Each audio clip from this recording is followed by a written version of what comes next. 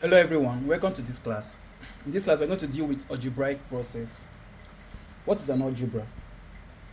Algebra uses letter of the alphabet excuse me, to represent general numbers. The easiest way of dealing with letters that represent number is to imagine that a letter stands for a particular number. So whenever we are dealing with mathematics, you need to see something like find x, find y, find this, find that. So the fact that what we are looking for, we represent it with a letter of an alphabet.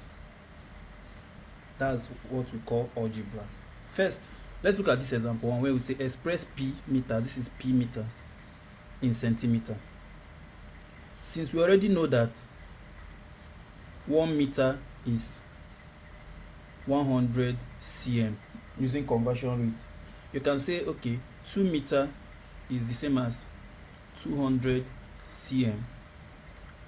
So also 3 meter is the same as 300 cm. So what do you observe? You notice that anything that is a meter is, if you multiply that thing by 100, you get the cm centimeter equivalent of it. So p meter will be equal to p times 100 in centimeter, which is what? 100 p centimeter. This is your answer.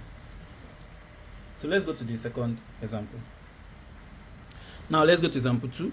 It says in a class of p students, the average mark is x, and in another class of n students, the average mark is y. What is the average mark of both classes? Now what is an average? Average, let's represent our average as a. It simply means total number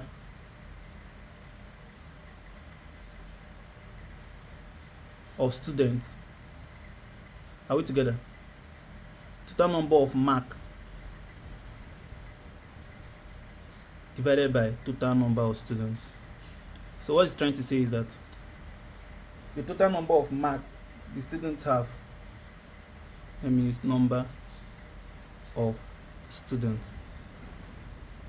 So when you talk about average, anytime you have average, simply means count the total number of marks. Some will get 20, some will get 30. So sum up those 20, 30, 40, whatever the mark is, and divide by the number of students in the class.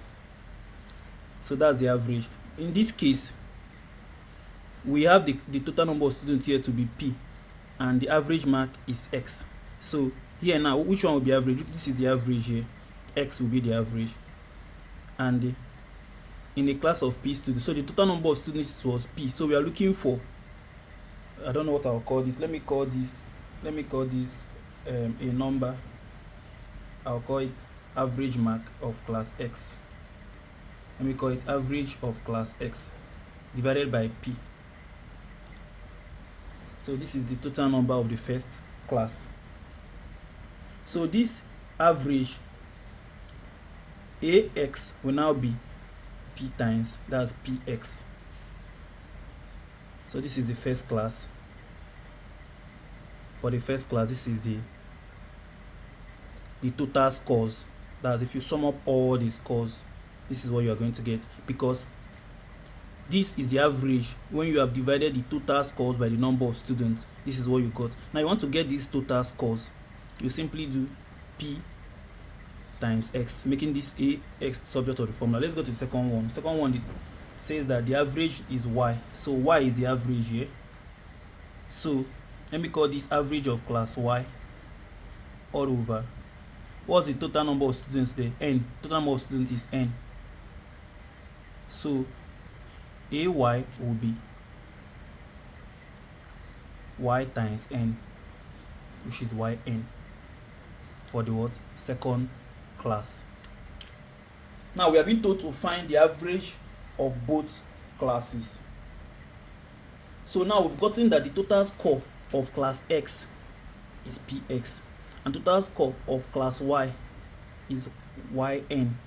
So we have been told to look for the average for both class x and class y.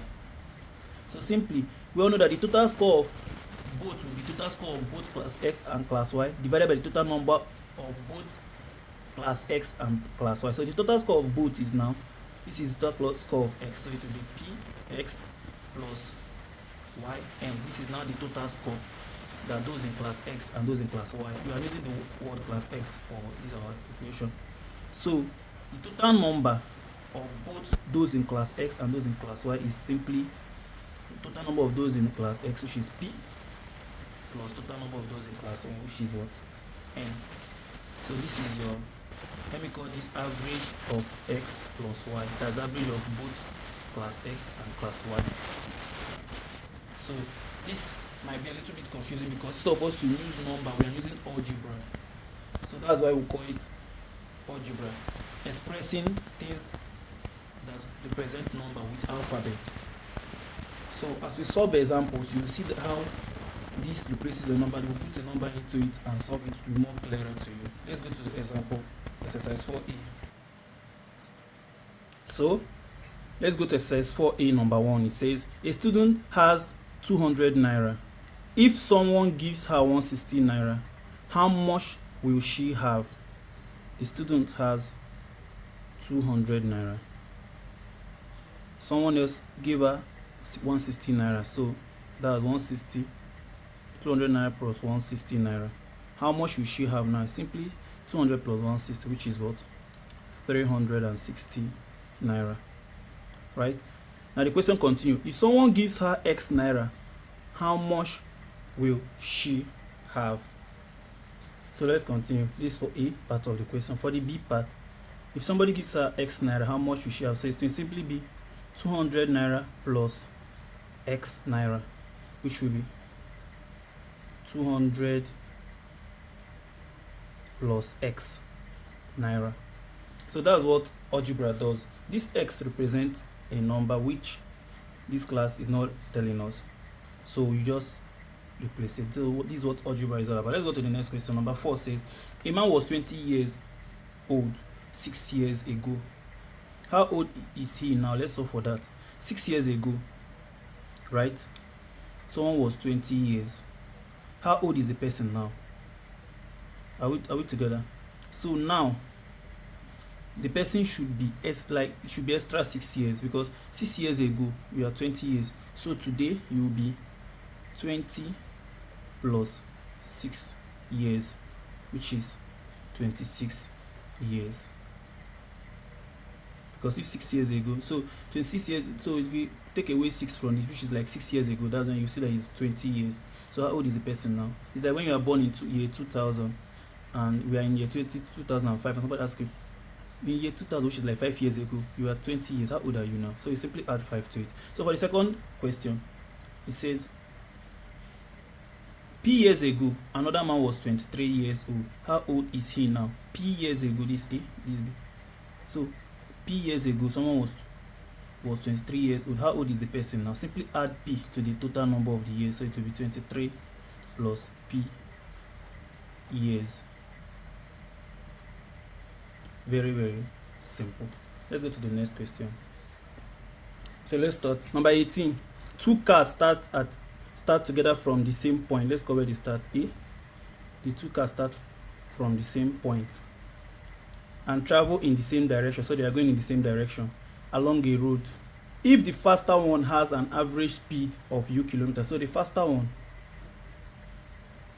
has an average speed of u kilometer per hour, why the other one now has the average, why the other one has v kilometer per hour. So this is just, let me say the faster one has u and the slower one has v kilometer per hour. How far ahead is the faster one after t hours? Now what's the formula for distance? Distance, we all know, is what? Speed times time. Now what is speed?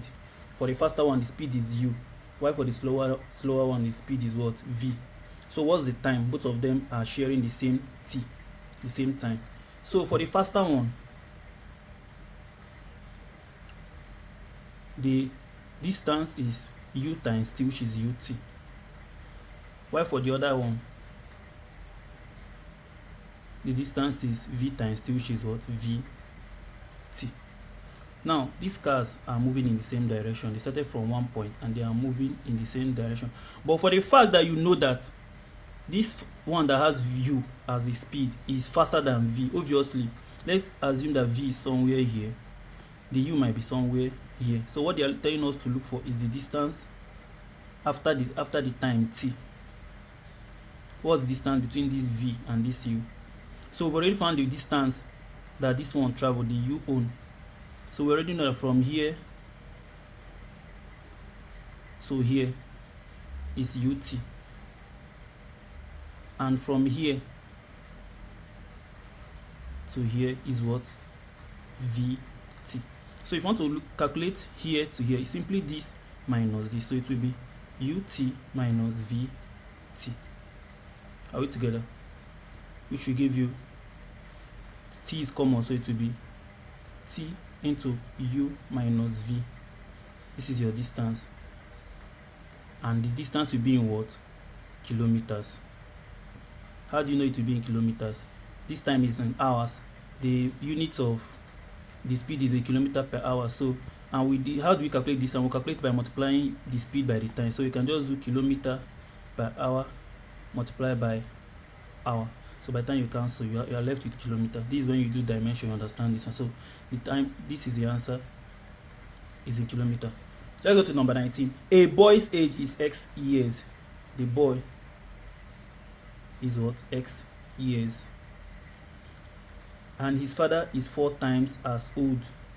So his father will be 4x years. That's 4 times as old.